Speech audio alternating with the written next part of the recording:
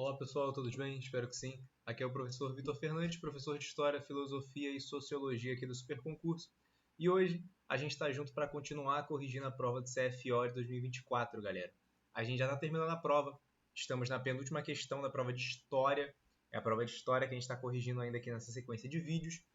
E cada vídeo é uma questão, para vocês conseguirem ver aí especificamente a questão que vocês querem e tudo mais. Vamos falar sobre a questão. Como eu faço em todas as questões, a gente vai desenvolver um pouquinho sobre ela, falar um pouco sobre cada opção, explicar um pouquinho sobre a temática, para a gente chegar numa resposta correta. Beleza? Então vamos embora? Bom, correção CFO, CBMR de História. Já corrigimos a maioria das questões. Estamos aqui, na questão 57. Vamos ler então. Em 1978 e 1979, o quadro inflacionário agravara-se, indicando o esgotamento do modelo econômico. Com a queda do crescimento, a política de fazer crescer o bolo para depois dividi-lo já soava, novamente, como um engodo para a população. A crise internacional agrava-se com o aumento do custo da dívida externa. Complicavam-se as negociações com credores norte-americanos contrários à redução do valor da dívida.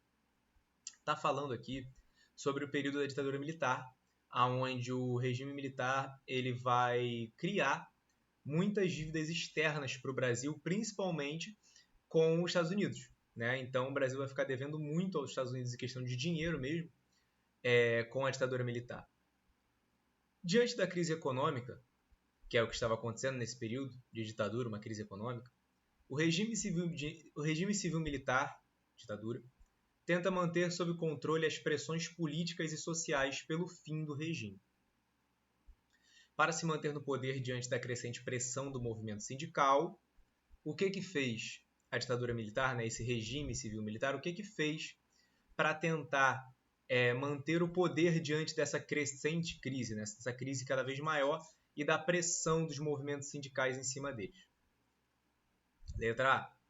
O regime civil-militar estabeleceu eleições diretas para governos de Estado, menos para presidente da República.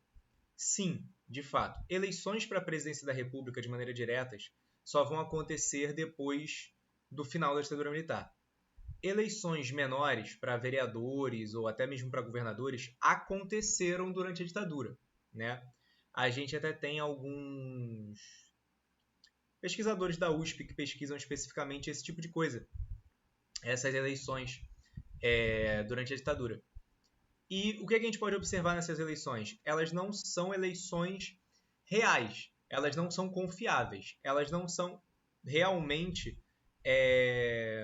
controladas por aqueles que estão votando. Elas continuam sendo controladas pelo regime, mas elas serviam para passar a falsa impressão de estar atendendo algum tipo de interesse, né, popular, para com que houvesse menor complicação, né, dentro da ordem geral da população naquele momento, para diminuir, né, a pressão que o regime sofria.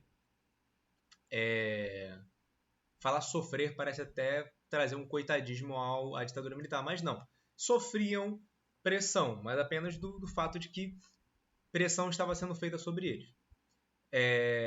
Então, sim, pode-se dizer que sim.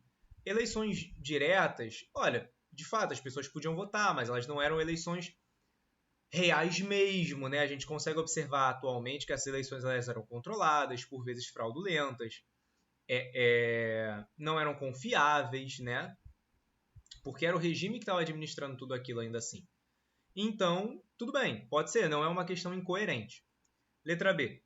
O governo do presidente João Figueiredo convoca eleições para uma Assembleia Constituinte. Não. João Figueiredo ele vai ser presidente da ditadura militar de 78 ou 79, que são as datas que estão colocando aqui, até o final da ditadura, 85. Se não me engano, não lembro se tem alguém que entra depois dele e tal. Não lembro mais de cabeça, não lembro.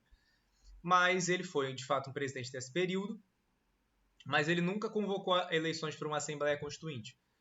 Não teria por que um regime militar convocar eleições para uma Assembleia Constitucional. Né? A ditadura é inconstitucional. Né? Então, não tem sentido. Sobre a letra A, né, voltando um pouco para a letra A, Essa questão menos para presidente da República, como eu falei, de fato, a ditadura não abre mão da presidência da República, isso só vai acontecer com o fim da ditadura mesmo. C. A área mais radicalizada do governo promoveu o fechamento do regime e ampliou a repressão à oposição operária. Repressão vindo do regime é algo comum? Sim, é algo comum durante toda a ditadura. Mas o fechamento do regime não tem coerência aqui. Por que os próprios militares realizariam isso, não é verdade? Eles ampliariam seu próprio regime, mas fechar, enclausurar, tornar menor, não é coerente. D. O governo dissolveu o Senado e a Câmara dos Deputados, decretando o AI-5 e retirando direitos sindicais. Isso aconteceu, mas o AI-5 foi decretado, mas isso foi em 1968, 10 anos antes do escopo, né, do recorte histórico que o nosso texto nos coloca. Então, não é cabível nesse momento, tá? Mas aconteceu. Os sindicatos foram fechados. De fato foram.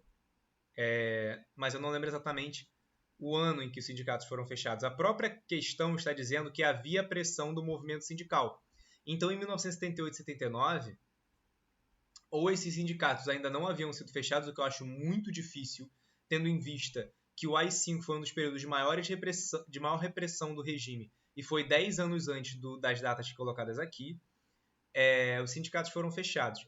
Então, provavelmente, os sindicatos já haviam passado a existir novamente, né? O que faz sentido, analisando todos esses pontos.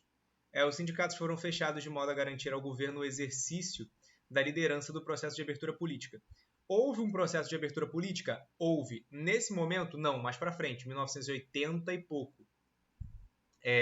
Tanto que a ditadura militar vai acabar. Isso é a abertura política, é a ditadura acabar. Em 78 e 79, pensar em abertura política não era tão coerente assim. Era tentar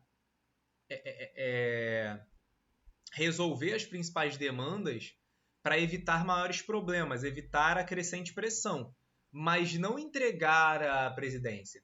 Porém, de fato, o regime não abrir mão da presidência porque se fosse haver uma abertura política, mesmo que só em 1980 e pouco, quem teria que controlar essa abertura política, como ela aconteceria, quão gradual ela seria, de que forma seria a organização dessa abertura política, deveria ser o próprio regime. Por isso também não abrir mão da presidência.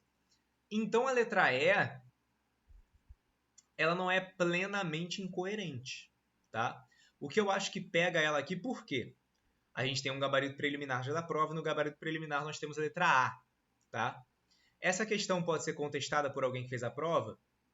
Talvez. A questão aqui os sindicatos foram fechados. Os sindicatos, em momentos da ditadura, existiam, em momentos foram fechados, sabe? Só que a gente tem na questão dizendo que havia uma pressão sindical. Se havia uma pressão sindical até 1978, é muito difícil, muito impossível os sindicatos nunca terem sido fechados antes de 78, antes de 79, sabe? Considerando toda a repressão da década de 60, do início da década de 70, não faz sentido, é incoerente isso. Então, a letra A realmente é a que faz mais sentido, realmente é o que nós encontramos no nosso gabarito preliminar, e ficaremos com a letra A realmente por conta dessa questão dos sindicatos serem fechados aqui, tá? Então é isso, gabarito, letra A. E tendo a letra A como gabarito, terminamos essa questão. Vejo vocês na próxima. Sigam a Super Concurso nas nossas redes sociais, fiquem por dentro dos projetos, das provas que estão vindo, das dicas que são sempre postadas lá. E como eu sempre digo, vejo vocês na aprovação. Um abraço.